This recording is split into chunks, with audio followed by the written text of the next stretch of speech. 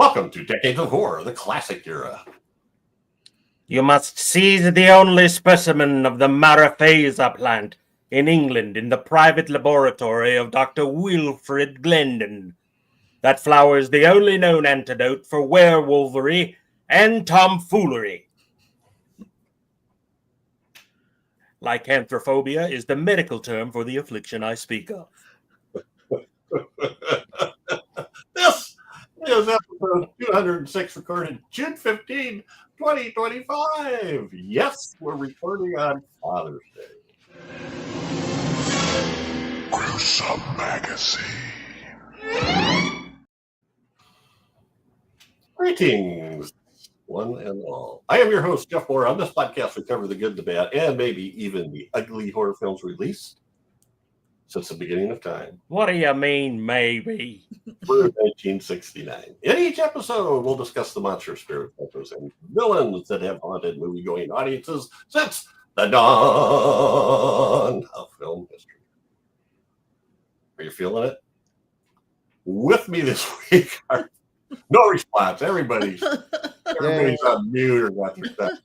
With me this week are my incredible co-hosts. First up is Chad Hunt, co-host on Decades of Horror, the all of them, film producer with Recamera Productions, and a comic book artist. Chad, how you doing? I am fantastic. Excellent. Did you have a good Father's Day? Yeah. Good. Anything else you need to know? Next up is Daphne, who's awesome. Likable as hell.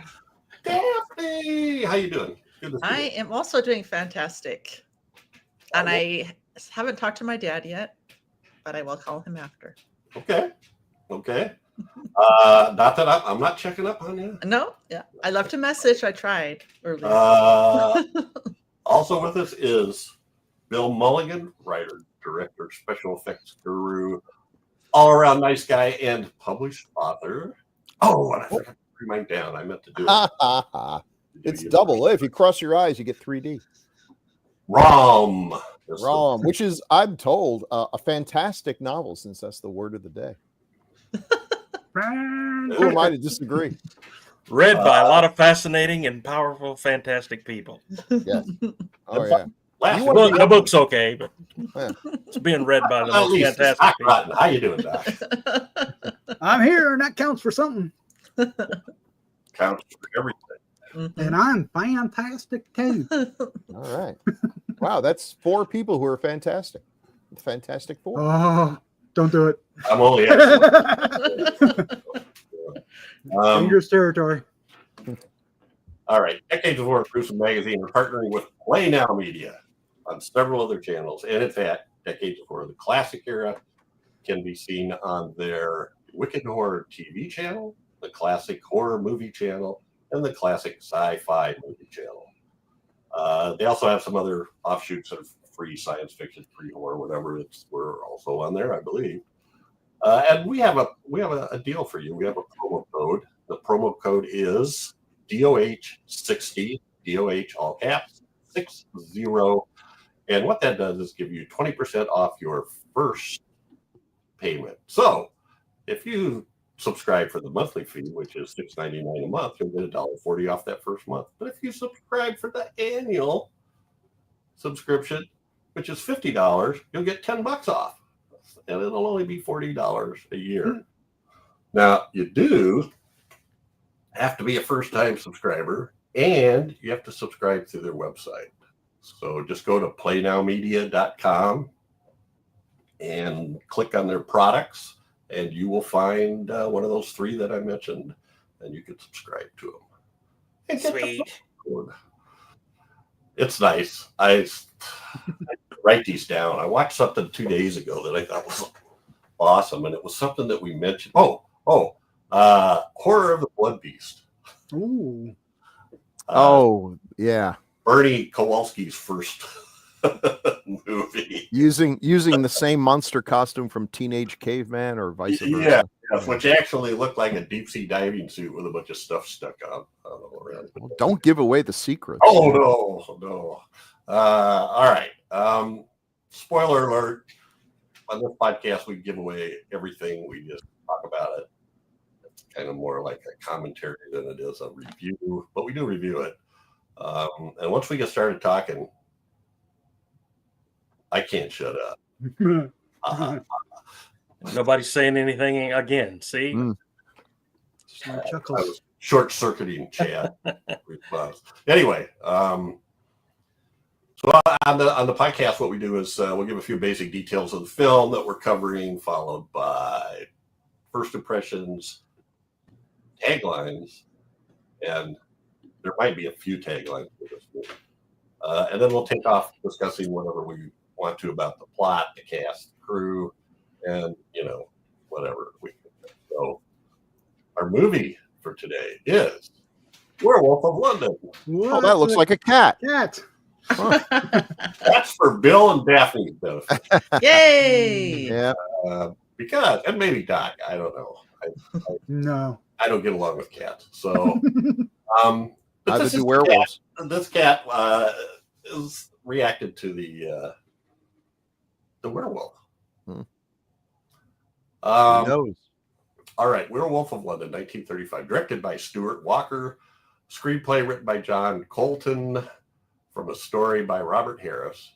The cast includes Henry Hull, Valerie Hobson, Warner Oland, Lester Matthews, Spring Byington, and Lawrence Grant. It was produced by Universal Pictures and filmed at Universal Studios and at the Vasquez Rocks Natural Area Park in Agua Dulce, California, which is northeast of LA, not too far from Santa Clarita. Release date. Oh, it was filmed January 18th to February 23rd in 1935 and released May 13th, 1935. The budget is estimated to be $195,393. I like having a specific dollar estimate. Yeah. And the synopsis. After botanist Wilfred Glendon travels to Tibet in search of a rare flower, the Mariphasa, he returns to a London haunted by murderers that can only be haunted by murderers that murder that can only be the work of bloodthirsty werewolves. Sure. You need to clean that up. You need to go wash that off and do it again. Wash that off. After botanist, well, no, I'm not going to do anything. All right, and this one, time for first impressions. Oh, whoops, this one's mine, and I just wanted to do this. I think Chad was going to pick it one time, and we couldn't find it streaming or something. I can't remember. It seems to me like Chad had it picked one time, but we went for it, and we found a streaming version on Vimeo. That's pretty good quality. So I enjoy this as the first available werewolf movie. 1935. There's some argument about that, but at any rate, and I'm okay with Henry Hull. I remember Henry Hull. The way I picture Henry Hull is as the rich guy in High Sierra. And he has a little goatee and a beard, and he's kind of he could be kind of a hammy actor sometimes, but I enjoyed him. And Valerie Hobson, holy cow, right off the Bride of Frankenstein, and Spring Byington is hilarious. And there's these two weird old ladies named Mrs. Whack and Mrs. Monk that are just hilarious. I love the little comic relief things they stick in there. Like a lot of movies from here, it's not particularly gory, but I don't know. I enjoy it. And what? It's an hour and 15 minutes, I think. Mm-hmm. So, and it's interesting to me how it's sandwiched in here with these other Universal horrors. They were just spitting them out like crazy. I think there was 3 or 4 for 1935. At any rate, I think I will stop there because I want to hear what the rest of y'all want to say, and I already know part of what Doc is going to say. Oh, scare me. Yeah, I'm a huge fan of Universal monsters, all of them, And this is a very interesting early werewolf film. Predecessor of the Wolfman, my absolute favorite monster, believe it or not. And I love what this movie promises, and the makeup is really cool. And I love that the werewolf wears a hat. And there's like another little fuzzy werewolf kind of in the movie. Little munchkin werewolf. No, it's not much. But yeah, I absolutely love this movie, and it was a joy to watch again, and all good things. This may be the first time I've looked at it with an eye toward other films, because I usually just watch this film and be happy. But because of the podcast, we're thinking about where these people are in other films and stuff, and what does this mean, and how does this lead to other special effects, especially with people changing into other things. And yeah, I love it. What else can I say? It's often overlooked.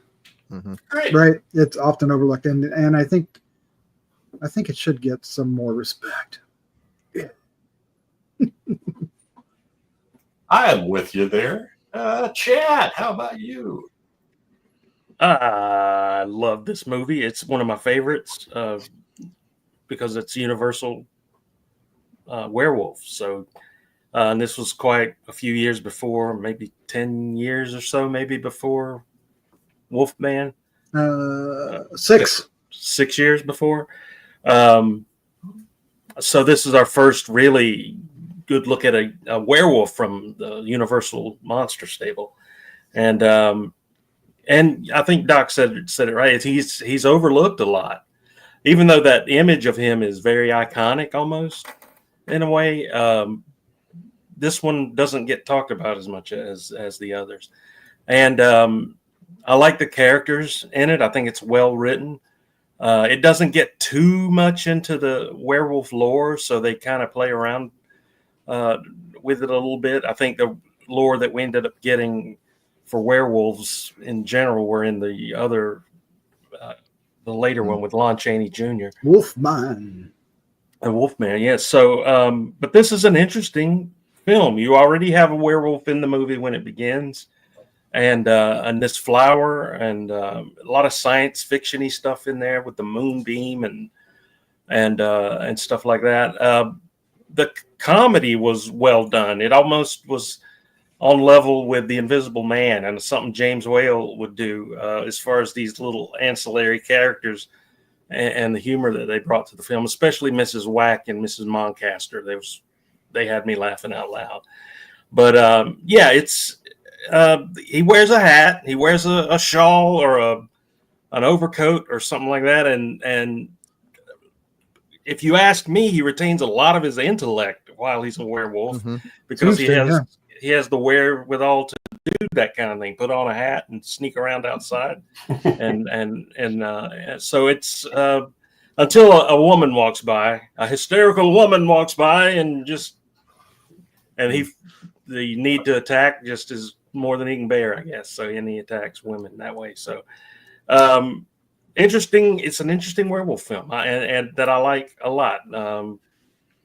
It's always a fun watch to me. Excellent. Oh, Mulligan.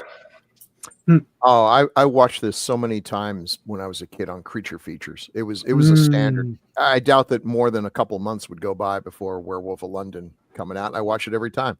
So I love the film. I think the werewolf design is interesting. I'm going to be blasphemy here. In some ways, I prefer it to Lon Chaney's. Now, I think Lon Chaney is a much more physical presence and more charismatic as an actor, as a victim. I felt sorry for him. I don't really particularly like anyone in this movie. Henry, the characters. Yeah, he's kind of a yeah. I mean, in real life they might have been fine, but the characters, he's sort of a stuffed shirt. He neglects his wife. She's kind of whiny, and she's got this guy friend hanging around, which is like, hey, douche nozzle, back off. But and then Warner is like, why are you trying to pretend to be Chinese? But okay, whatever. It's all cool. They the the werewolf design is scary, genuinely scary. I think it got criticized for not being wolf-like enough, but I think it's scarier than Chaney's, which is kind of fuzzy and teddy bear-like and all, except for the teeth. This guy is genuinely mean. But watching it now, I realize something. This really isn't a werewolf movie. This is a Dr. Jekyll and Mr. Hyde movie. It feels that way, doesn't it? You know, it really does. And the thing that the Chaney version brought to everything was what Chad was saying, werewolf lore. The only bit of werewolf lore we got from this is that if you get bit by a werewolf, you turn into a werewolf, and it kills the thing it loves. And the moon. And the moon. And the moon, yes. Which, you know, the stuff about the flower was bizarre. And I got to say, man, it cracks me up that apparently there was a time in our existence as a species when botanists of all people were like cool. And people was like, oh, I wonder what's going on in botany these days. Like, man, that was a great time to be a scientist. People were all over it. Oh, I hear you found a new flower. Tell me all about it. And the women would get googly eyed. It's like, wow, man, that was a great time to be a scientist. Well, heavy metal hadn't been invented yet. So. Yeah. Now, admittedly, he found plants that would eat frogs and stuff, and that's cool on any time. But this is a fun movie, and it's swift. It's quick. It doesn't drag. I wish there were a little more of it, but yeah, it was fun. So I'm glad you picked it. This really took me back to childhood. Oh, great. And Daphne, certainly last but not least, had you seen it before? I hadn't seen it before. I didn't even know it existed. I didn't know that this was part of the Universal Monsters. So when you guys talked about it, I was excited to check it out. And then when I saw some of the pictures of Pierce's makeup, I thought that it was awesome. He looked super creepy, but also human. I like that you could recognize him a little bit. So that was really got me excited. And I really liked this movie. I thought I liked the story. I liked the idea, the explanation of kind of how he became this way. And I really liked Valerie Hobson. I thought she did good acting, and I actually really liked her character. I liked a lot of the female characters in here. There was a lot of them. There was a lot more female characters than I was expecting to see in an older movie. And I don't know, I really liked it. I thought it was a lot of fun. The costumes are beautiful. The cinematography was really beautiful. I felt like there was a lot of like depth and contrast in it. I don't know much about the cinematographer, so that's something else I can learn about. I think he did The Mummy too. Is that right? Yeah, so it was great. I really, really liked it. I really, really did. Excellent. Yeehaw. So those are our first impressions. But now, that means it's time for taglines with Chad. Are you kidding with these taglines? Oh my God. Not even for a second. Oh, look at that. I keep scrolling and scrolling and scrolling, and it's still there. Okay. And the clock starts. Go. Beware, terror strikes in the night. Always. Beware the wicked hour and the stalking being. What's a wicked hour? Oh. No. Okay. I don't know what the terror is they're talking about. It strikes in the night. Your eyes will behold what your mind would never believe. By day, a respected doctor. By night, a human wolf. Okay. Yeah. I'll take that one. Hair covered his face and body. His teeth turned into fangs. As slowly, some mysterious power changed the man she married into a werewolf. That's what I heard. That kind of takes a left turn right halfway through there. Yeah. Teeth turn fangs. Ooh, what will his wife think? This picture will prove if you can take it or not. Oh, wow, a dare. Beware the stalking being, half human, half beast. That's a good one. Stalking bee. Stalking. They love the word stalking. Yeah. It just keeps going up. hideous half-man, half-beast who terrorized millions. There's not even 1 million people in that town. I don't think so. London? Okay. Yeah, well, it didn't look like it. It was very well populated. A trail of horror left by a human beast. No, wasn't he a wolf thing? Yeah. Beasties. Being. We're not a human being. A being. A human being. He was a talking being. Human lima bean. Not a being. Murder in the moonlight. Terror stalks. An unseen hand strikes. I saw his hand. I don't know. A counterpart to Dr. Jekyll and Mr. Hyde, or a perfect duplicate. So that one and the next couple ones were on a Swedish poster, and they actually translated kind of decent. The mystery movie of the season. You can tell a different take on it. Where was the mystery? Who is killing anyway? I got a good idea who it was. A series of mysterious murders struck the city of millions with terror. Who was the murderer? No one knew. But you will. Okay, now this one, Chad, is going to take a little art. I'll actually show you that this is. Time's up. Ding. Do you have something to put up? It's right there, the next one. Oh. Warning to hysterical women. Shut your mouth. I mean eyes. If your nerves cannot withstand the most terrifying scene ever filmed, we urge you to shut your mouth when you hear these words in The Werewolf of London. Wait a minute. I've got to see what's happening.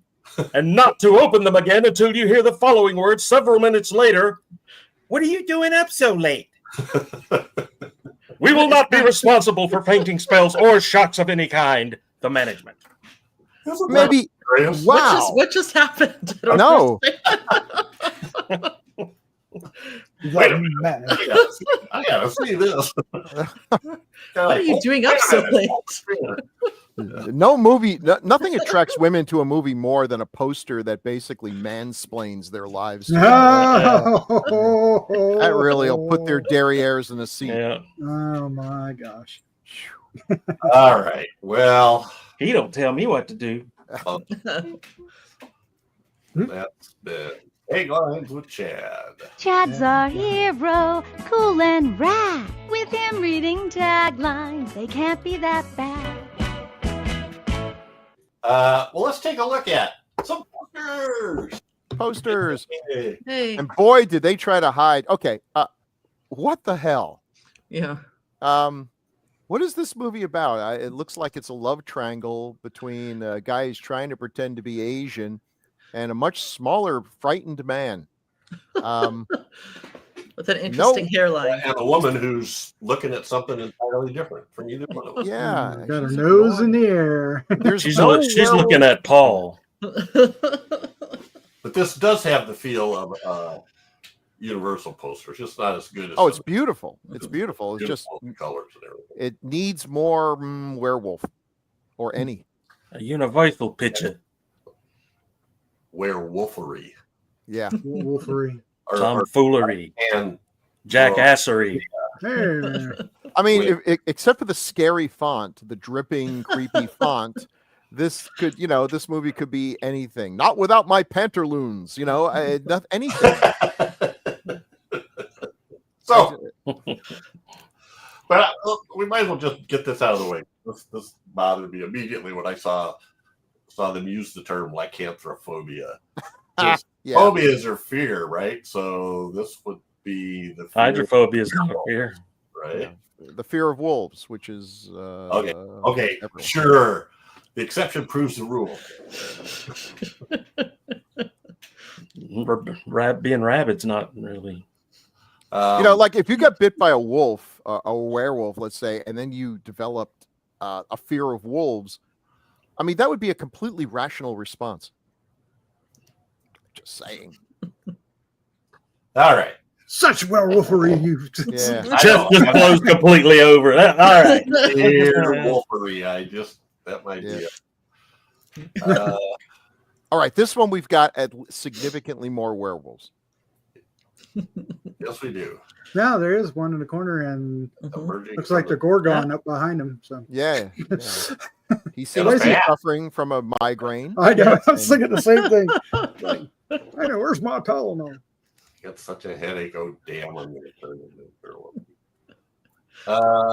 And here, I don't know, Bill, seems like it's kind of a press It's a guy. lobby card, isn't it? Yeah. Lobby card or Cool, something? though. Well, it's got a crease in the middle. Is that? And Oh finally, yeah, it's a crease. It might be from a magazine. Yeah, we got a full face werewolf there. So yeah. You did. You got explanations on all of them. And Chad, be so glad I didn't. I forgot. I wasn't. Oh, look at all this. Shuddery shocker because I love alliteration. Oh, there's the Shuddery picture of the three of them that they Yeah. illustrated on the other one. Look at that. You see, Still doesn't make sense. but hardly dare to believe a terrible trick. Anyway.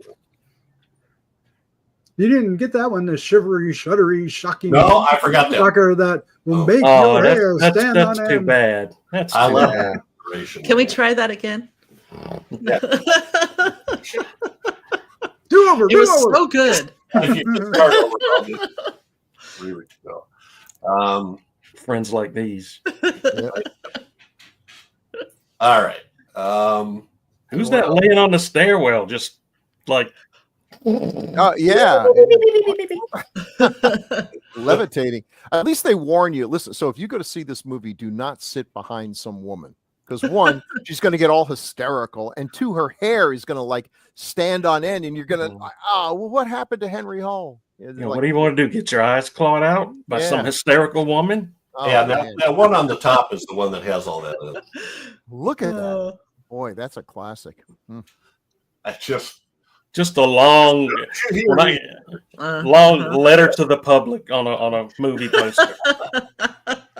wait a minute. I gotta That's crazy. Oh, well, this one, I added this one because it has that shot where you see him scratching his face. You see Werewolf scratching Warner Roland's face, which is not in the movie. Nope, got cut out. It's in the trailer. Yep, they said, hey, you got to remove some violence here in your werewolf movie. Like, So we'll just show him later with the scratches on his face with the band around it. A man transformed to a beast before your very eyes. We didn't have that one either, did we? I think Transformed to a beast. so. That's what they make Ozempic. There are so many. And They're just going over everybody's head. a couple foreign ones. The one on the top there is French. La Monstre Londres. I said that in like it was Spanish. so wow, look at the bottom one. Where's this from? Where That's Dr. Sweden. Yokohama is the lead role here. That's Sweden, and that little thing in the bottom is the thing that says, another version of Dr. Jekyll and Mr. Hyde. Wait a minute, wasn't Olin Swedish? You know what? I think he was.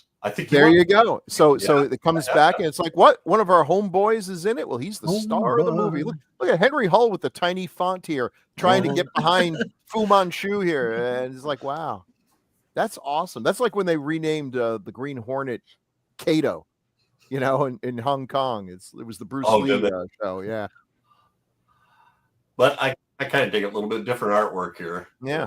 The werewolf was much more prominent in France, and I looked at this alternate titles, and I'm like, Dr. Yogami from London, the Doctor from London. There was a couple other ones that and I'm going to say this wrong, but this one's for Eleanor. The Kodlak V. Londini, or Londinia, Werewolf of London. Check. Let it roll off your tongue. What's even better is in Hungary it was Ember Farkas. Excuse me. Say that again. Ember Farkas, which is the word for werewolf, apparently. Oh. In Italy is Volkswagen's using it in all their marketing next year. Yes. Well, You're that's such an Ember Farkas. probably the next campaign. Il Segreto del Tibet in Italy, The Secret of Tibet. And in Mexico, El Lobo Humano de Londres, The Human Wolf of London. And finally, the Swedish one. So, them's all the posters that we got. All right. Yeah. Jack Pierce. Jack This is Pierce. bad.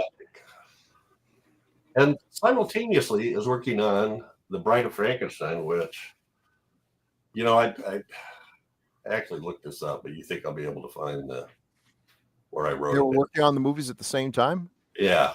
How was Valerie able to pull that off? Yeah, I don't know. According to the information that I looked up, it said that this movie was shot January 18th to February 23rd. Bride of Frankenstein was Frankenstein. was shot It's Frankenstein. January 2nd to March 7th. Anyway, and they were released like a week apart. Although Wow. one source also says June 3rd, so who knows? But also Universal, The Raven was released July 8th, 1935, and The Invisible Ray was released December 24th, 1935 in Baltimore, although the overall general release was not until January 20th, 1936. So Flooding the market. they were cranking these babies out. I'm in the market. Jack Pierce was a genius. That's all I want to say. But I got that original concept for the werewolf. So we've got a picture here in the middle of his original concept and then the final concept. And the main difference is the original concept looks like the Shaggy DA. Much more. The dog nose is terrible, and they talked him out of it. Thank God. And Kind of came back for. yeah, kind of, but better. Making it. And apparently Hull behind the scenes was like, this makeup's terrible. Make it look more like me. He was right. I got to give him credit because one, in the script, they have to recognize that it was him. And they certainly would not from Jojo, the dog-faced boy here on the left. But two, the understating it made it actually scarier. That picture on the bottom is genuinely terrifying. It's, and also this looks way better in black and white than in color. I don't know if these are actual color photos or if they were black and white photos that someone colorized. I've seen different versions, but the makeup is fantastic. And also started one trend I discovered very early when I was a kid. I got those plastic vampire fangs.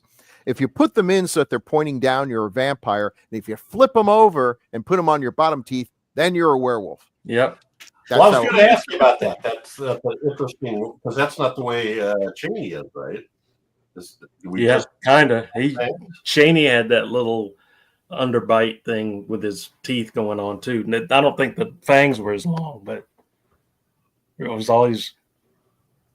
I don't know. I kind of feel like all werewolves had the bottom fangs. But you would think the incisors would be, well, it's a different story. Yeah.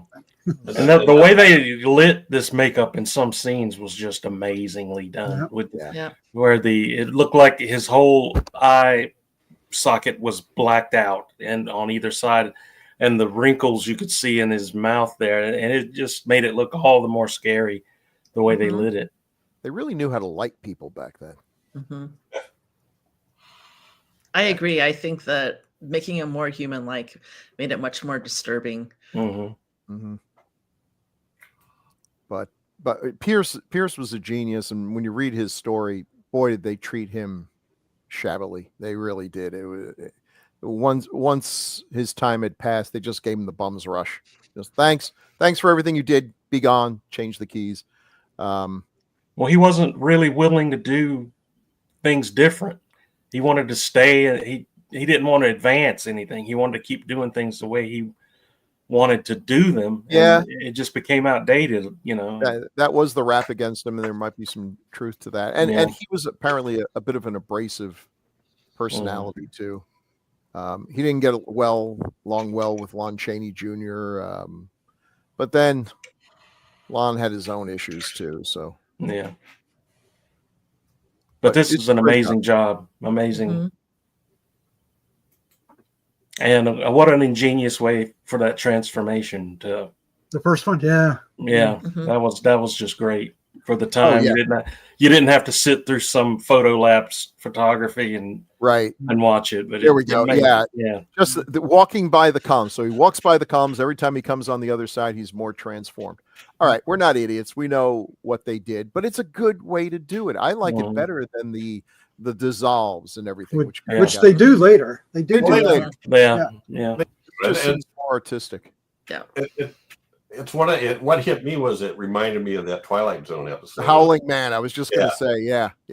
As he transforms into the devil, as he walks behind a post, he starts to get hooves for feet, I think, and I forget what all happens, but he gets a cape. He becomes a snappier dresser. The horns get bigger. It's a good scene. So Bill, you didn't see this, but I found this GIF that shows one of these transformations. That's great. Yeah. The heavy black and white, the crushing the black and everything there also gives you the ability to make that cut pretty seamless, which they didn't have CGI or anything back then. This is just all done in the editing room. They did a good job on this. They really did. Yeah. Yeah. No, I love that. I thought that was really cool. And it gave me the creeps. The Eddie Munster haircut. Yeah. The Widow's Peak, always a bad sign. The best. So Henry Hall, our star or monster or something.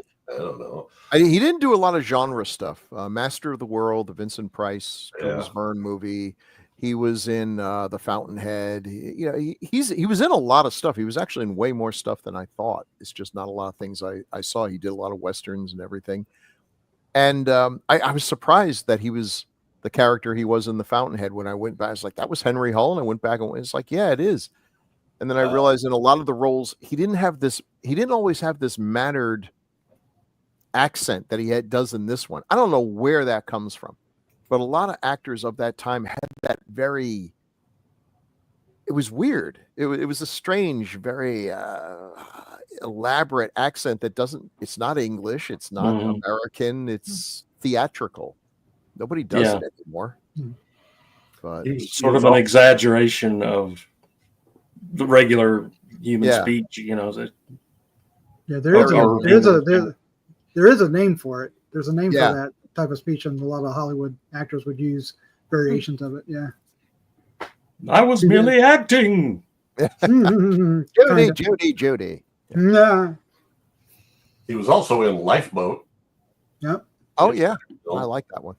And one of my favorites is High Sierra. It's the bank robbery flick with Bogart. Ida Lupino's in it. Yeah. I mean, he was good in this. Again, the character.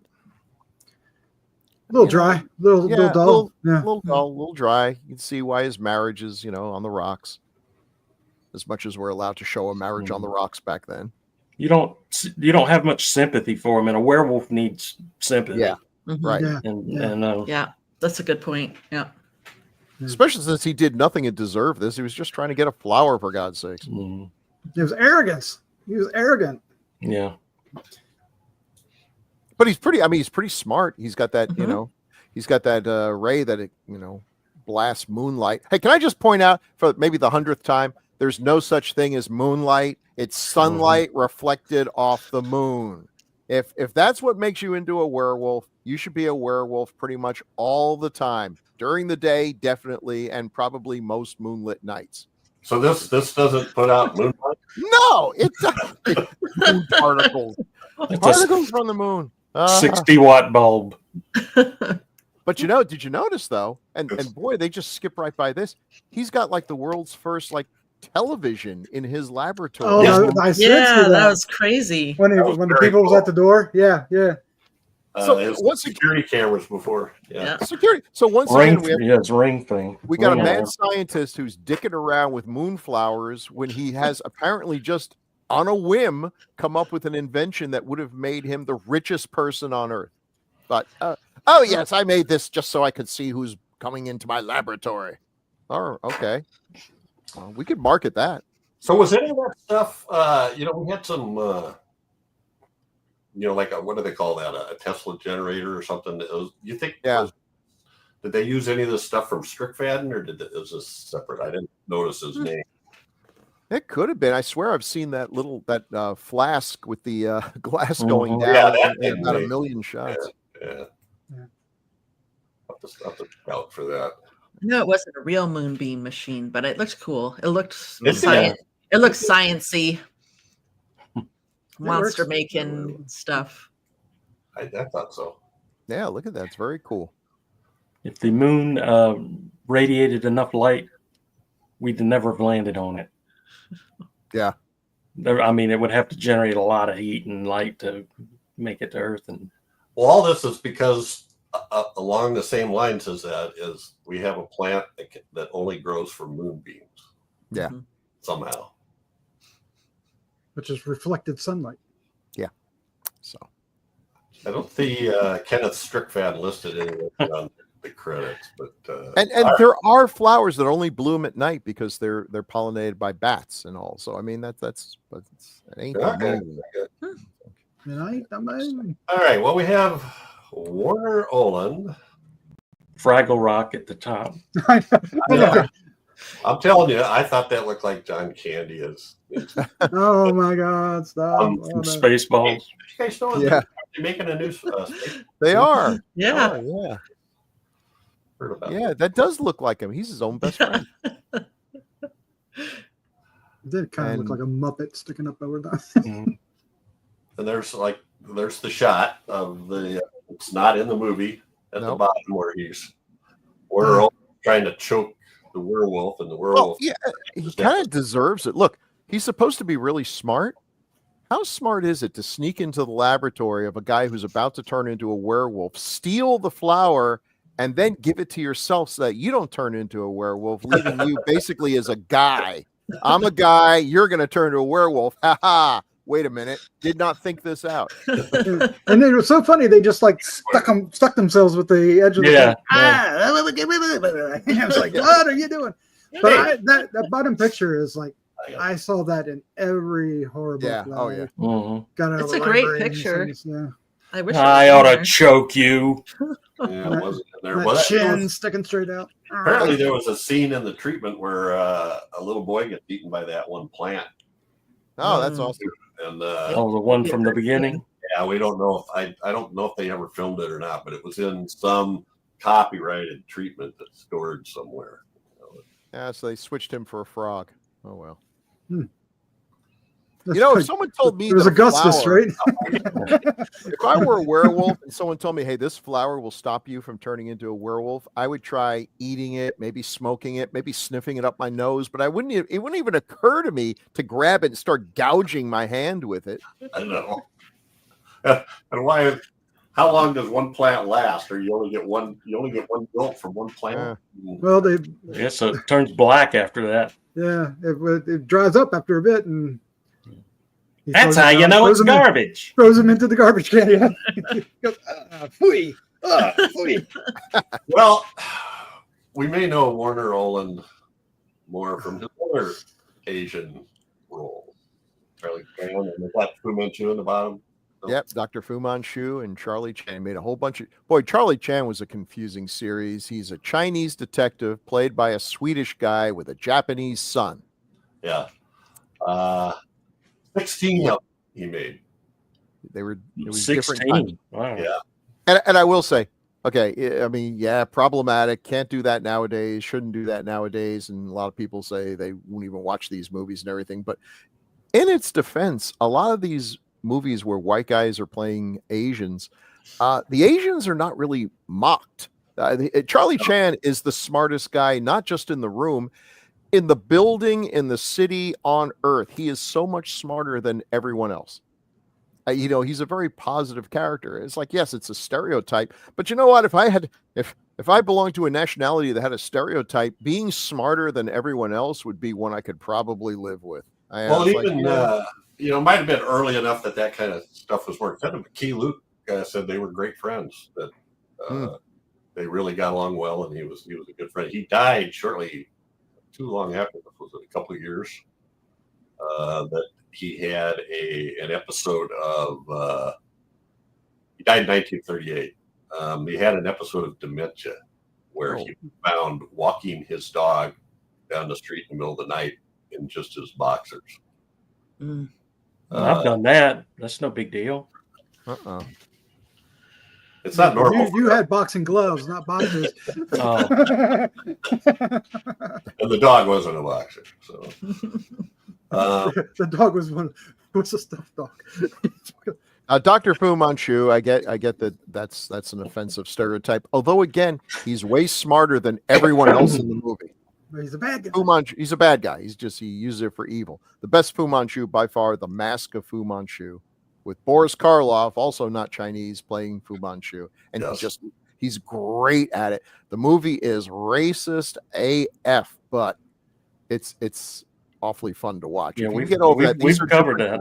Oh, you did that one? Oh, yeah, it's a great movie. there's so many weird gadgets and traps and stuff in it. Yeah. It's a delight. Death rays and everything else. Death rays. Sharks with beams on their heads. Lasers on their heads, right? Moonbeams. Moonbeams on their heads. Oh, you know what? What a wonderful day for a Before we moonbeam. go further, I wanted to bring up the director, Stuart Walker. Yeah. So it's weird. He did in this same year, he did Mystery of Edwin Drood with Claude Rains, which is another pick, which is a Dickens sort of, I don't know, kind of a horror story. But he also did 7 Bulldog Drummond movies. Yeah. The first of which starred Ray Milland. And the rest of them was an actor named John Howard. I don't know who it is, but I thought it was interesting. Ray Milland, even back then.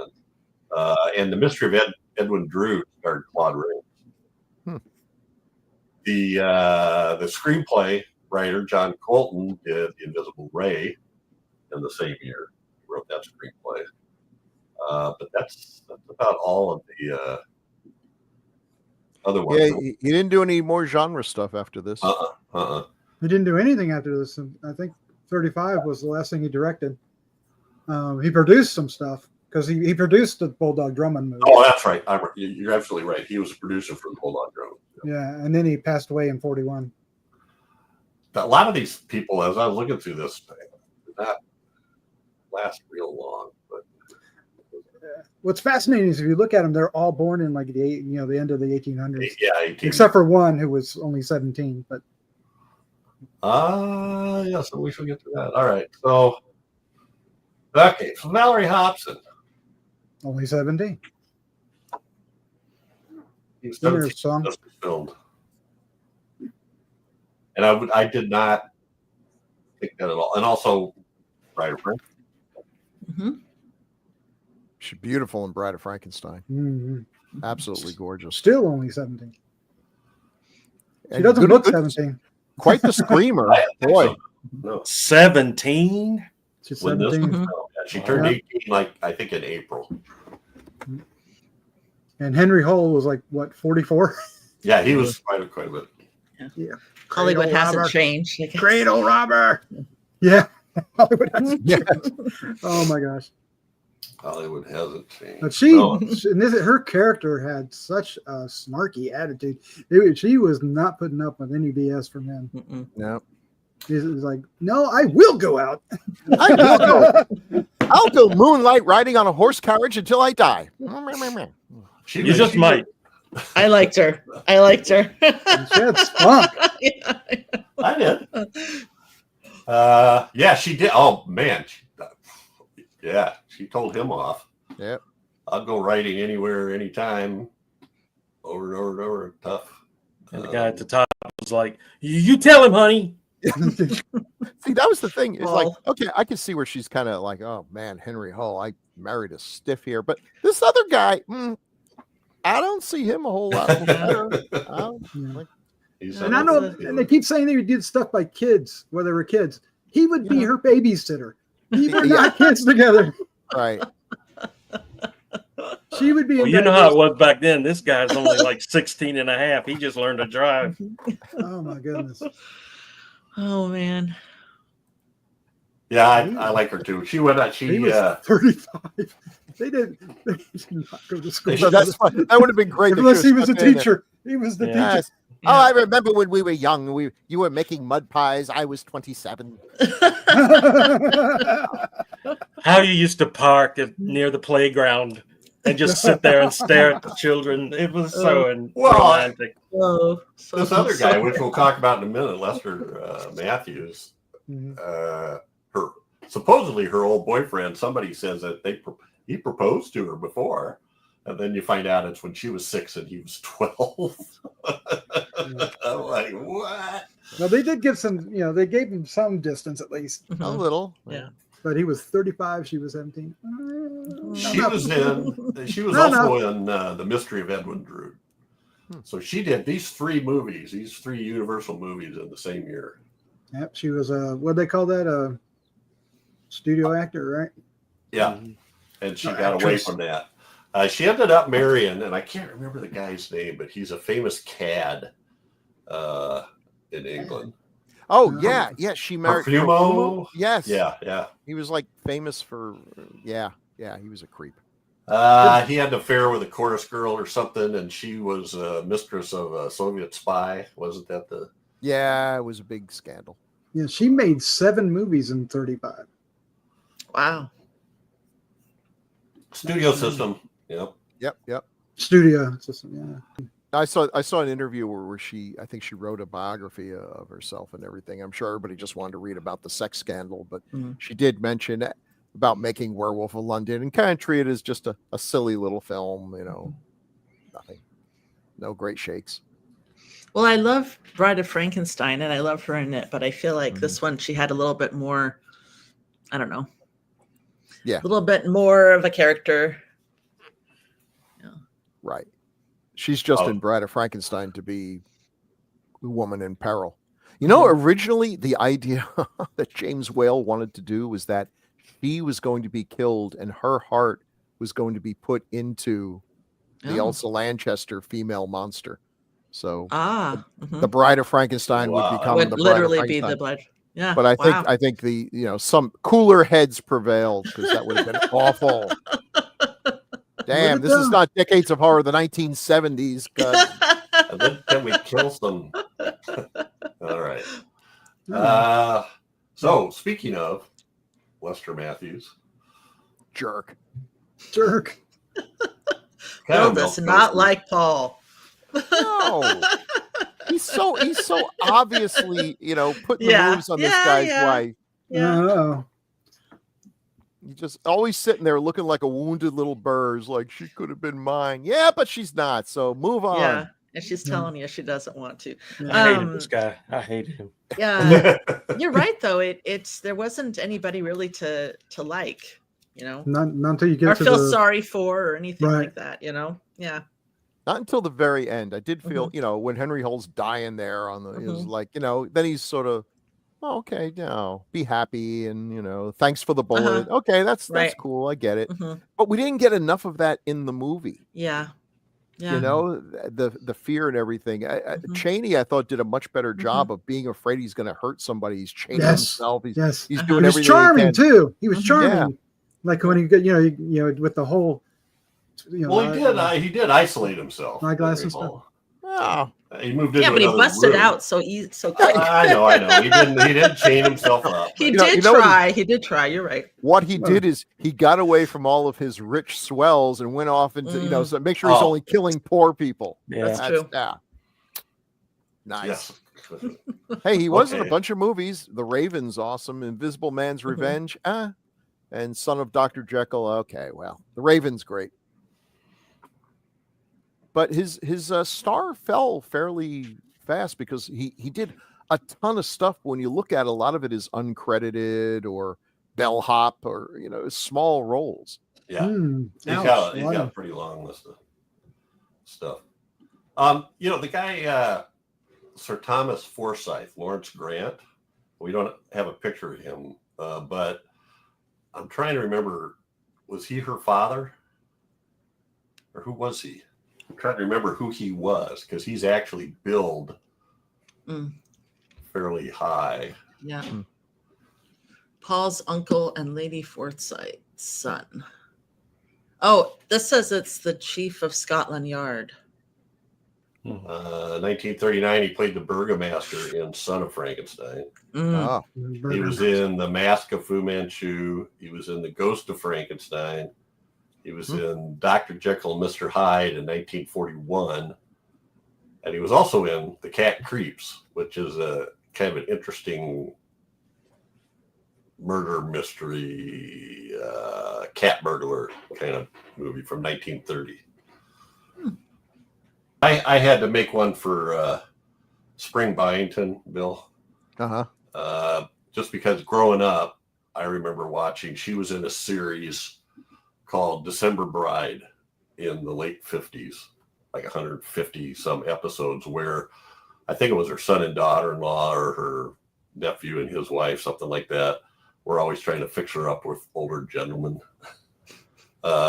But she played a similar character to what she does in this movie. She's kind of flighty and, etc. And that picture there in the bottom, that's her in Batman episodes called, there's 2 episodes, the Catman or the Catwoman cometh and the Sandman goeth, or vice versa. I think it's the reverse of that. Yeah. And Michael Rennie plays the Sandman, and Julie Newmar plays Catwoman. No idea, can't remember, but she plays J. Pauline Spaghetti. All covered with cheese. But yeah, I like her, and she was nominated for an Oscar a few years after this for. I've lost it. I had it in my brain a while ago. You Can't Take It With You, the Jimmy Stewart movie. Anyway. Oh yeah, Jimmy. Yeah. And I just wanted to show pictures of these 2 women. I don't know anything about them, but this is Mon Kestner and Mrs. Whack. Man, knocking each other out on the regular. Yep. They were awesome. And Henry Hull's just like looking at him like, this happens every day. Right. This happens This every day. is frenemies. Frenemies English- from the 30s. British movies from that time always have these amusing older women, sometimes actually played by women, sometimes not so much. And they're like to tip back a little drink now and again and give you a little With their comedy plate relief. full of tripe. Boiled tripe. Yeah. So, which one is Ethel Griffey's? I see Or that. is that one of these 2? The old one. She is. I can't have that and my other one up at the same time. She is Mrs. Whack. Mrs. Whack. Which is the one She's on the one left. on the right. Mrs. Whack is the one on the right. No, the one on the No, left. Ms. Wax is the one that chewed on her thing. Oh. She Okay. was in The Birds in Yeah, I saw 1963. that. She's Oh, the really? one that she was the bird expert. That Like- was in Oh the- my in the- gosh, that's Yes, awesome. yes. 28 years later. Holy Oh cow. my God. I Wow. love it. Yay. How old was I she? remember her. That's a great 1878. speech she has. So 22. She's 57 here. So wow, Mm. she's Wait, Or 80. she's 57 here? yep. Yeah, I'll actor. keep They're my mouth made out shut. to be older. Okay. I'll go with that. Bird They is had, 18. they had stunts. They didn't. They had to go unconscious. She is 85 in when the Birds was made. But that's her dialogue in The Birds is like No, Yeah. it's so classic. good. She's Yeah. great. She was also in Mystery of Edwin Drood. Everybody was in that movie. A lot of these. Wow, she doesn't have 105 credits.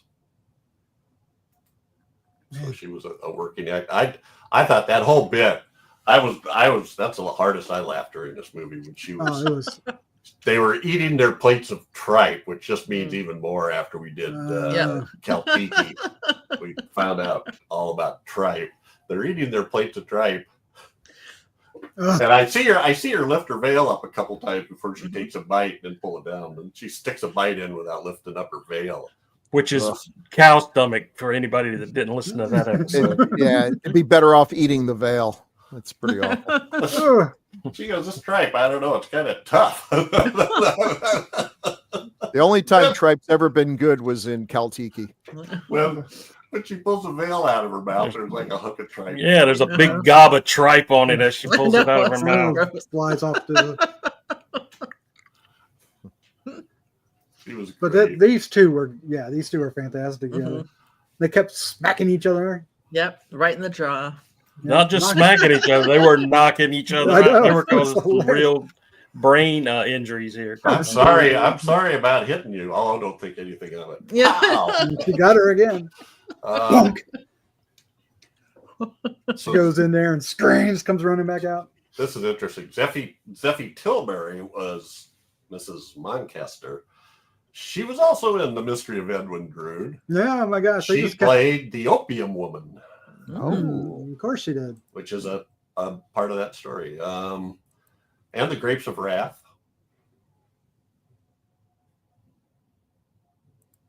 Anyway, they were a couple of great additions to this movie. They really added a lot of. Mhm. Mhm. Now, she was born in 1863. That just blows my mind. Yeah, so she was what, 37 and 35. She was 72. Mhm. Hmm. But they look the same age, don't they? Mhm. That's amazing. Makeup. Makeup. My Yep. friends, makeup. Makeup. And then there was the other old lady. Bada, bada, but I bada, don't bada, even bada. get her, but she walks up there and said, "I need 2 gins for 2 ladies." Oh yeah. And then she drinks both of them. Yeah, she said, "Where's the other one?" Yeah. Something wrong with your eyes? I'm both of them. Comedy relief. Yeah. Yep. Well, Gotta have it. Gotta have it. the Spring Mhm. Byington had the great comedy relief too. Yeah. She kept doing the, what were we joking about? The jitter. I jittered to Oh, go to Java. Jitter to go to Java. And she just kept repeating it. Oh, so what? So Spring Byington, what happened to her when she got the giggles? Did she like? You mean know, when they she had- got drunk? Is that what it Yeah, was? She got yeah, drunk? she got Yeah. trashed. Yeah. She Yeah. just started laughing her ass off while she's going Yeah. up. They're carrying up the stairs, and she just giggling away. Yeah. And laughing at her dog. Yeah. It was- she They was didn't fun. listen to her when she was telling them about the guy she saw. That's just Yep. the The Jenny wolf. talking. Yeah. His eyes were red.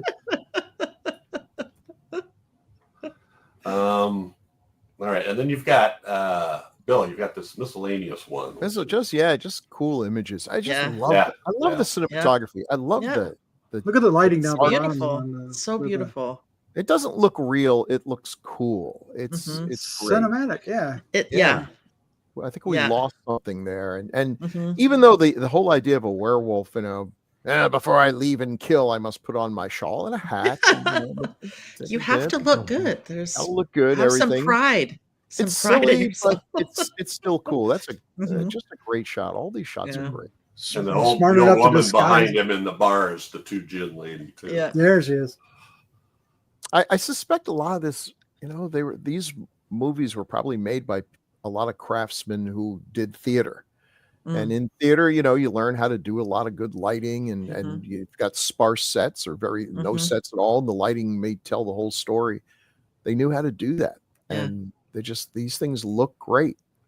They And look like the top one, I mean, they're just in a room, but it's Mhm. gorgeous Mhm. with the different shades and the textures of the coat and the table and the bar top and the light reflecting off. I mean, it's gorgeous, and it's It- just a small scene when he Mhm. goes in and asks for a room. And having them right there at the curve makes great composition. Yeah, it's for gorgeous. yeah. Mhm. I mean, look I at think- it. Each one of these are the composition is It's fantastic. Everything's beautiful. great. I think a lot Uh-huh. also got lost as the film stocks improved from the creative standpoint. They improved that now you had film stocks that you could shoot without having tons of lights to make things visible. Mhm. Mhm. But then Mhm. we lost the need Mhm. to light things, Yeah. and that's when everything started looking like real life, which is fine. Yeah. And for some subject matter, it should look like real life. But for dramas, for fantasy, Right. For horror. Yeah. there's something about this look that just Mhm. appeals to me. Well, like the bottom one, I mean, would the lighting really be like that on the person's face who's getting strangled? Probably not. But you want to see their face. I mean, Mhm. it's like Mhm. this is Yeah. this is what you're looking at. Well, It's, But and exactly right, because it's Mhm. here. That's the right side of his face is lit, but the other coming from the other side is the werewolf is lit. You know, the werewolf's face isn't lit on that side. Yeah. We talked about that with Corridors of Blood with Resurrection Joe, and sometimes like the side of his hat was lit on one side and his face was lit on the other side. Some characters are evil. They have their own source of light. Yeah, That's like, absolutely true. when I'm watching a horror movie where some character is running through a dark woods, there's a part of me that says, where's the light source in the dark woods? Because it seems to be coming from everywhere. But then there's a louder voice in my head that says, shut up, because you've been in dark woods and what you see is nothing. You run into trees. Right. There's you know, so yeah, just sit back and enjoy the movie. Yeah. The Werewolf by Night show that they had on Disney a couple years back that originally was presented in black and white. Beautiful. They purposely went after this type of cinematography because the director is a cinematographer, and yeah, it did. It had this feel to it. Well, it was modern, you know, it's still like nowadays, but Yeah. it had this retro-y thing going on. You're bringing up an interesting point because the cinematographer was Charles J. Stumar, and Daphne brought it up that he was also the cinematographer for The Mummy. Well, The Mummy was directed by Carl Freund, who was cinematographer extraordinaire, you know, or par excellence.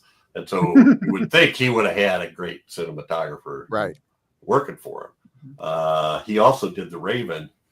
It turns out he had an untimely death right after this movie came out in June of 1935. He and art director Harrison Wiley were killed in a plane crash near Agora Hills in California while scouting locations.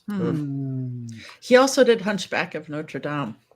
Oh, which is another awesome. The original one? The Law 31?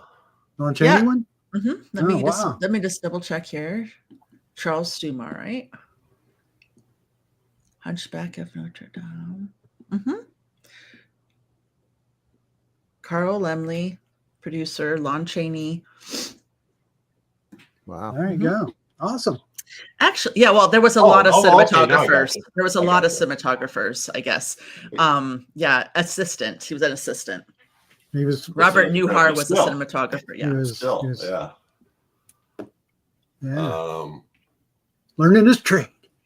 Well, he's got even though he died at the age of 45, he's got 114 credits because back in that silent era, you think they cranked him out of the studio era.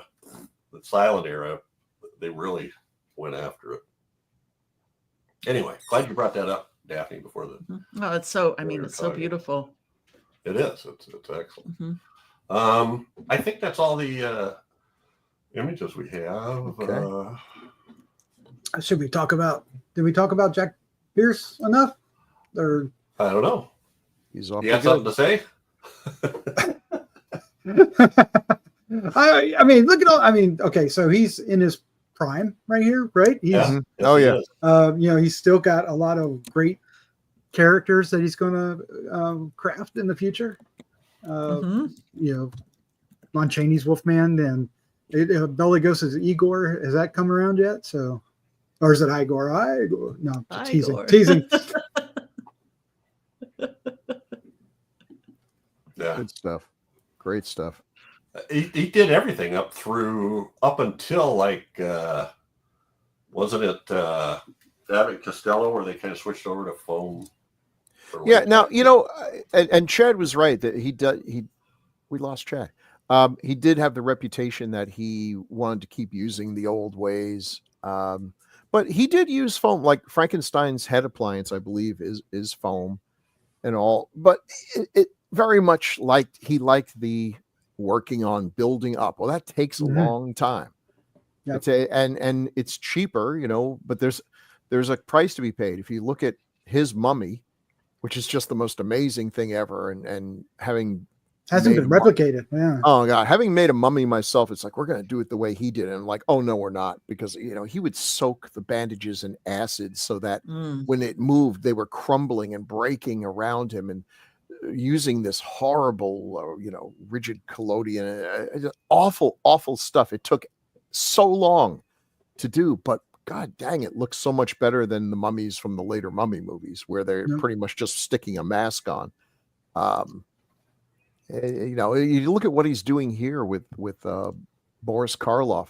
Karloff had a bridge in his teeth and would take it out, so it left a little bit of a hollow in his right cheek, and here he is accentuating that with some dark makeup to give him that sunken look.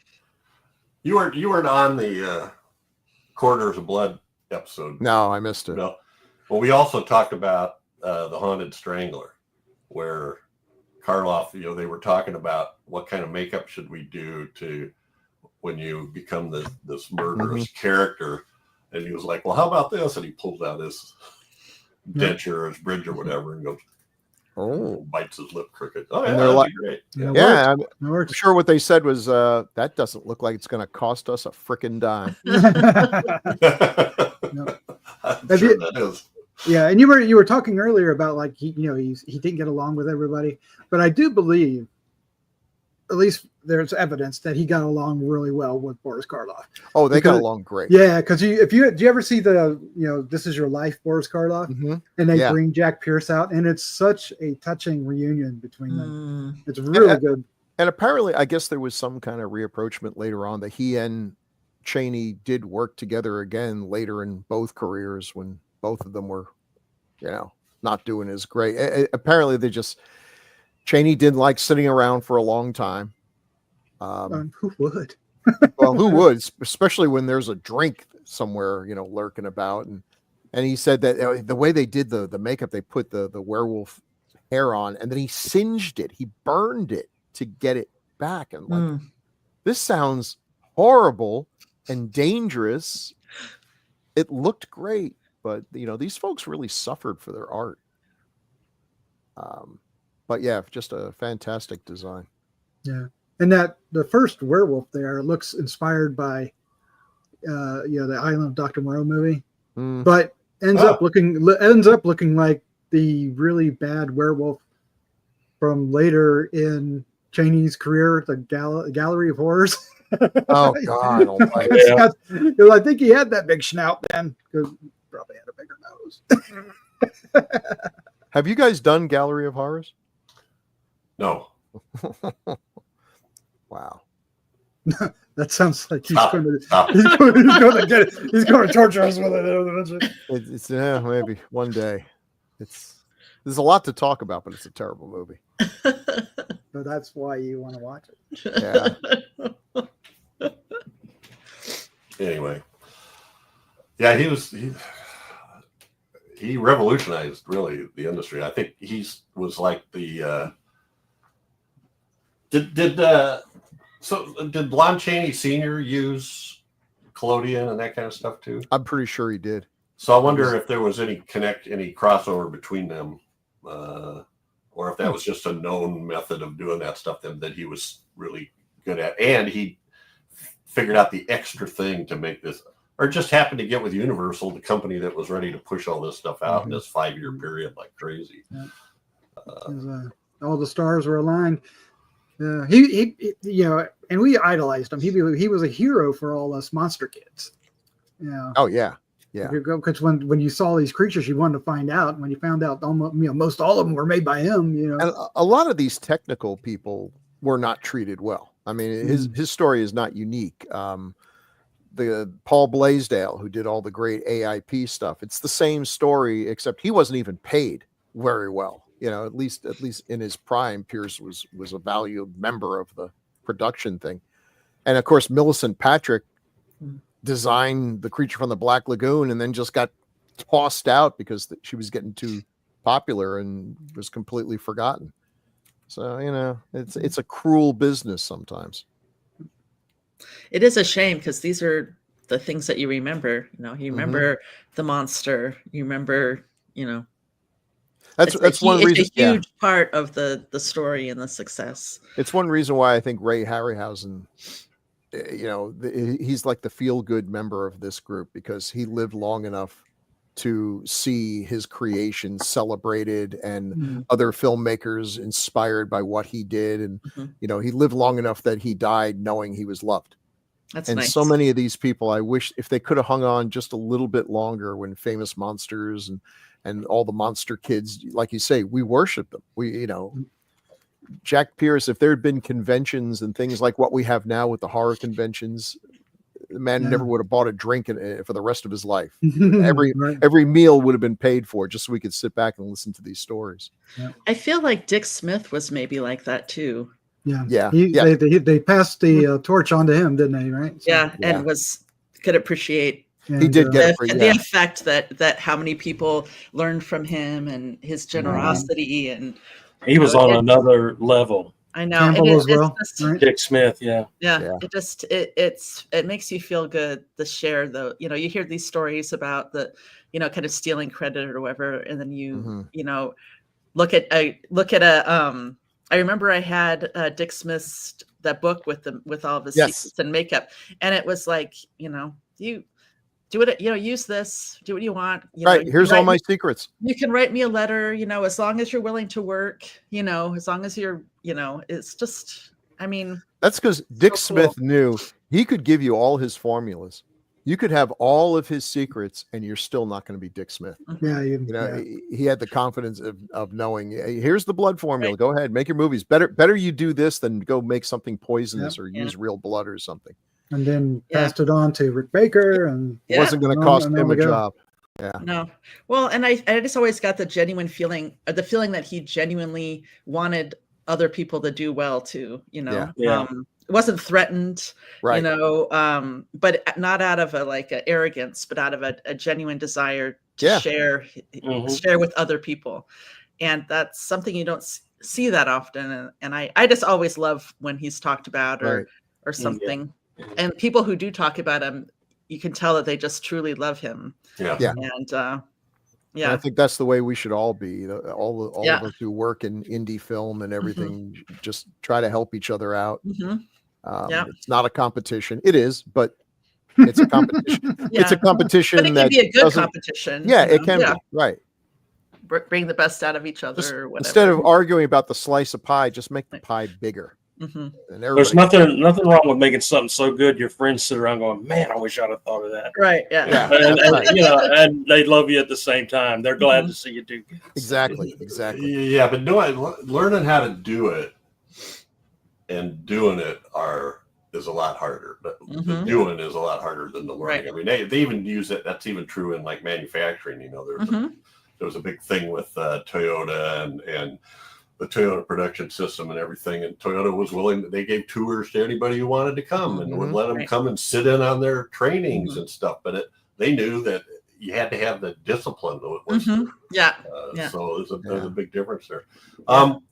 There was we talked about, or I guess I kind of brought it up on, is this the first werewolf film? Well, actually, there was a 1913 short called The Werewolf that was 18 minutes long. But is now considered lost. It was destroyed in a warehouse fire in 1924. Now, if you go online, you can find, I found like a 46-second clip, not of the movie, but a couple stills and a couple posters. And then there was a movie in 1925 called Wolf Blood, A Tale of the Forest, that in the information on that movie, it says it's the first werewolf movie, but there's, as best as I could tell, there's no werewolf. It's on YouTube. This guy needs to be, he's going to die if he doesn't get a blood transfusion, and he's such an asshole, nobody will give him any other blood. I'm not kidding. So they inject wolf's blood into him. Then he gets fixated on the idea of werewolves and starts imagining all this stuff. And then he thinks, oh, I must have killed this guy when I was a werewolf, and at the end, his love interest tells him no. Doctors had a lot less scruples than they do now. And he said, wolf blood.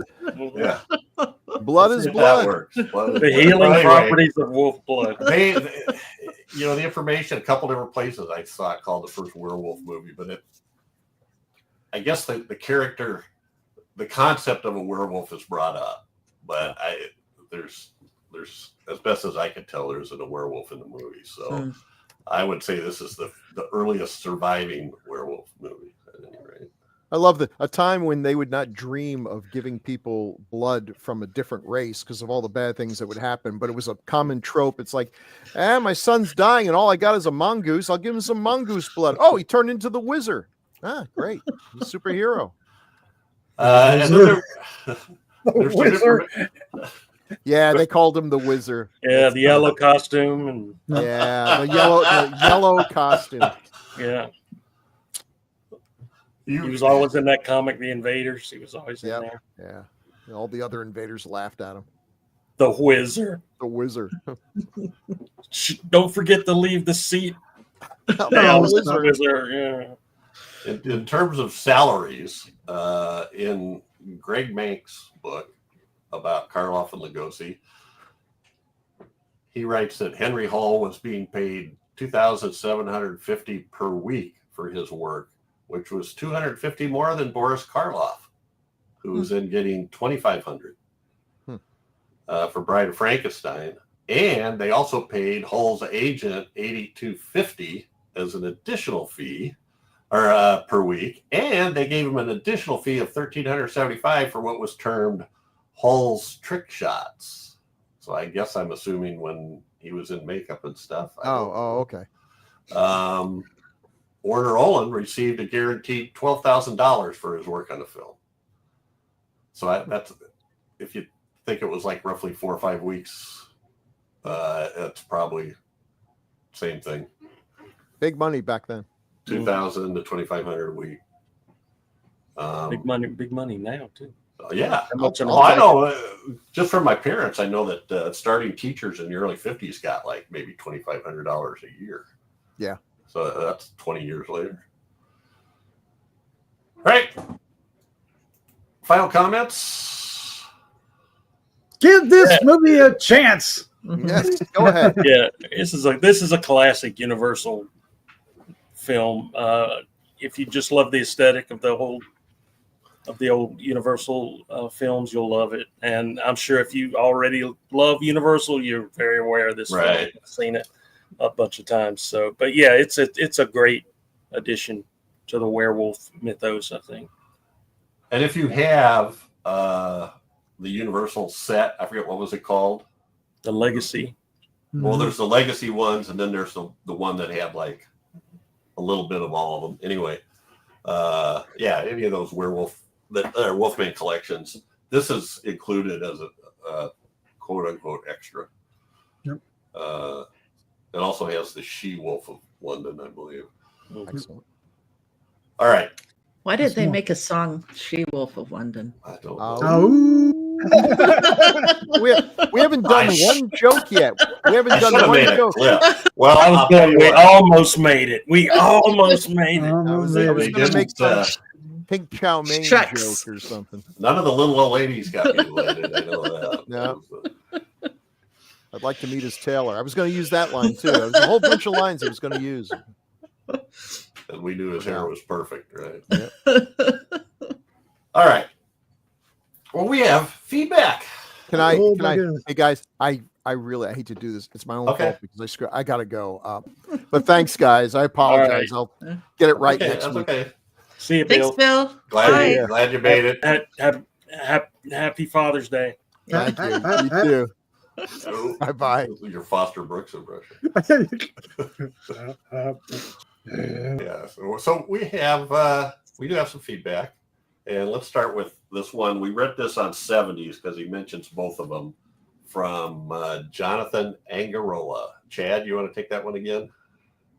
Hi, Jonathan here, New York City-based Monster Kid. Just wanted to drop you a quick line to say I've been listening to Decades of Horror, classic and 70s, for a little while now, and I think you and your Grue-Crew do a bang-up job of celebrating the films we know and sometimes love.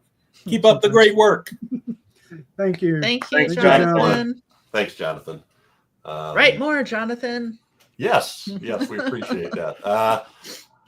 I know you're a super fan of these types of movies, so give us your best shot. Episode 147, which is the BBC TV version of 1984, with Peter Cushing. Daphne, could you take that one from Sanindo?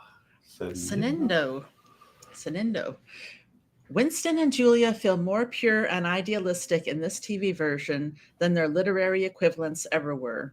As Orwell originally wrote him, Winston surely had a streak of world-weary cynicism to him, and Julia was more of a street-smart slut. BBC infused them with more heroism and noble traits. Of course, the sanitizing of their primarily sex-driven relationship was absolutely unavoidable in public television in the 1950s. Mm. Nice. So how did you agree with that? It's been a long time since I've read it, so I don't want to comment on it. But I really, really like the BBC version that we saw.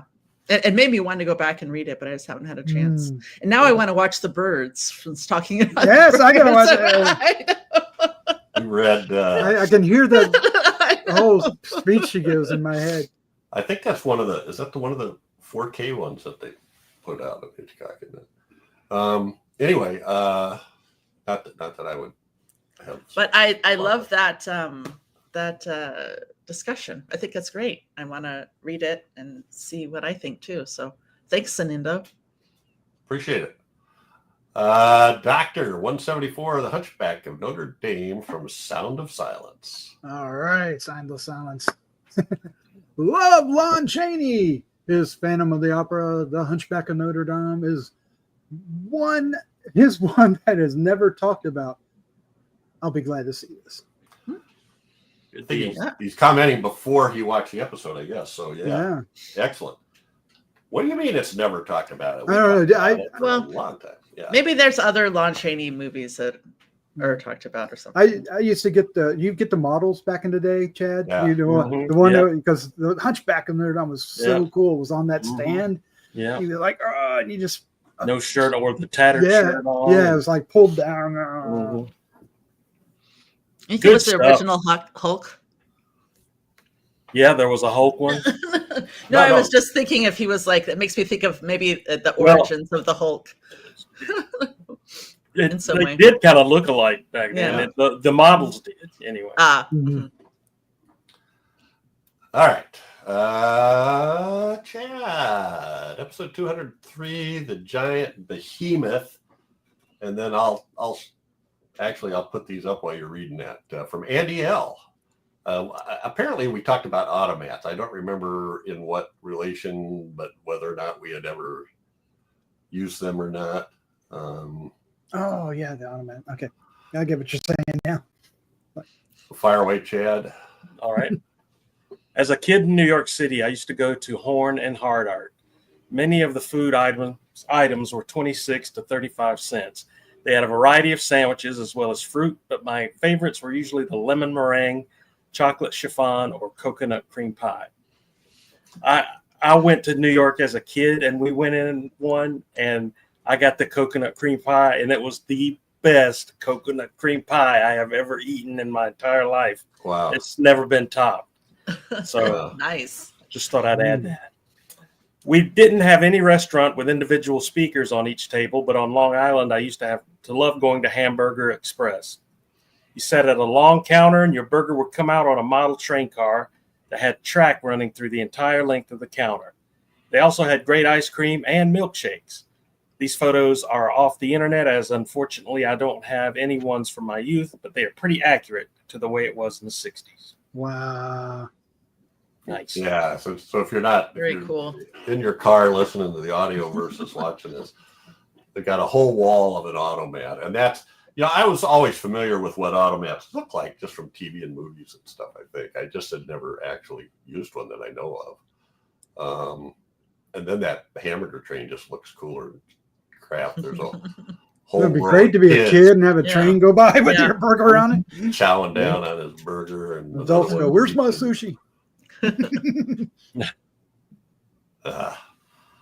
So much fun. Thanks, Andy. I really appreciate it. Also, then we have one based on our last movie, Corridors of Blood. And I think that puts us down to Daphne for Jose Luis Herrera Lapro. Jose. Hi, Jose. Hey, Doc's back. Good to see you again. Yay! I have this. I have this film in a Criterion DVD box shoot. set with the atomic submarine, and let's see, First Man into Space. I was kind of surprised to find that Criterion had released these, but it's good news. I hear a lot of good about this one, and it'll be in rotation soon. Jose. It's worth it.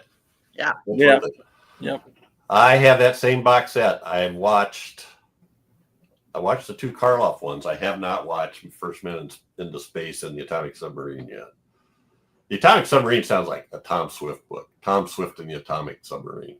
I'd be willing to bet that's a Tom Swift Jr. book. All right. Thanks, folks. Thanks, Jose, Andy, Sound of Silence, Sanindo, and Jonathan Angarola. The sound We love Of silence. we love your comments. There's lots of ways to stay in touch. So please, people make comments. I know it's summer. People are out having fun and stuff. And, but if you're driving in your car and you listen to an episode, just jump Say onto hi. the website. of the Car. Yeah. So you can make comments on the comes Gruesome on Magazine the YouTube radio. channel, or you can send an email to feedback@gruesomemagazine.com. You can also like and describe or subscribe our videos. Describe- on YouTube. describe- No, you can describe. Yeah, we want the best description of each episode in the comments. We can include them for just the podcast. Keep the them coming. Keep them coming. And share them with your friends. Chad was wearing a Batman hat Yeah, he was. And a We have- Batman shirt. and a Yeah, Batman shirt. Batman connection. And Doc's where it is. Is that the Cool check. okay. Yeah, I couldn't read the font. No, was it? We were talking about in this movie where there was the lady at the bar, kind of laughing behind the werewolf. Wasn't that a Kolchak episode? Wasn't there a Kolchak where, or maybe I'm thinking of something else, where he went to a bar, or someone went to a bar, and there was a lady behind him drinking. Probably not. I'll have to look it up. Probably was though. Maybe it No, was I think another. you're Maybe right. it was I think another you're right. movie from the 70s. But I remember there was a lady. That's basically the same character, but just later, like in the 70s. All right. Yeah.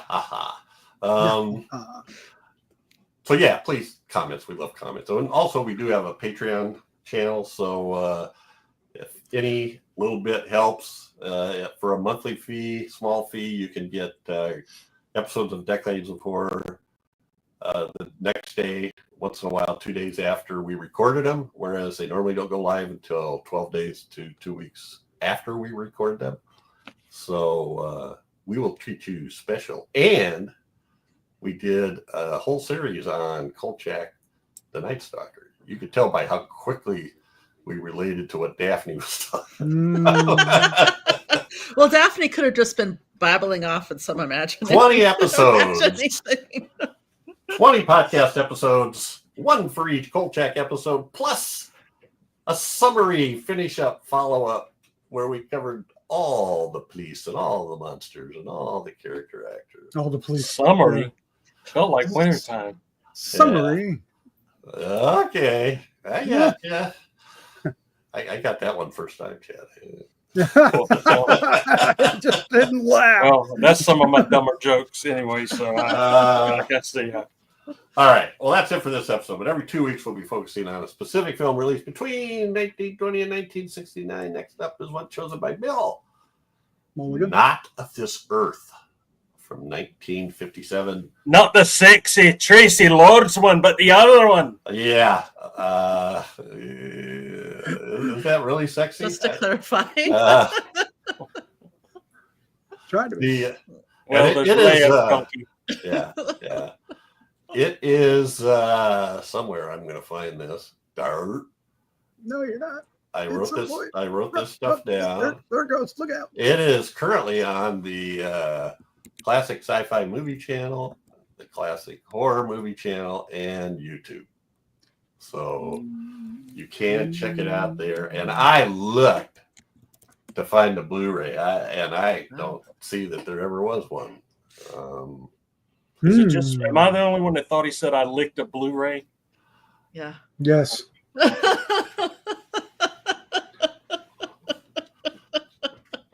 But maybe he Chad, has. I There's a lot of didn't tell. Blu-rays. You didn't tell anybody else that secret. Which one you licked? The blue one. Not the Tracy Lords one. Oh my goodness gracious. All right. I think that's it for us, folks. Thank you all for bearing with us, all the Grue believers, and thanks to Doc, Chad, and Daphne. It's so great to have you back, Doc. Yeah. Thank you. It feels real now. Feels real. And Bill's like, Bill, you're a quitter.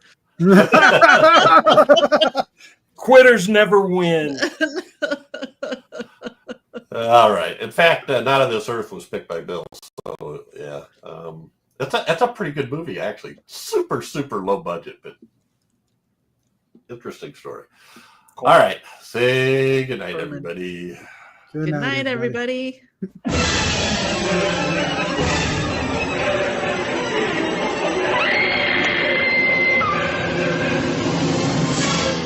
Gruesome Magazine.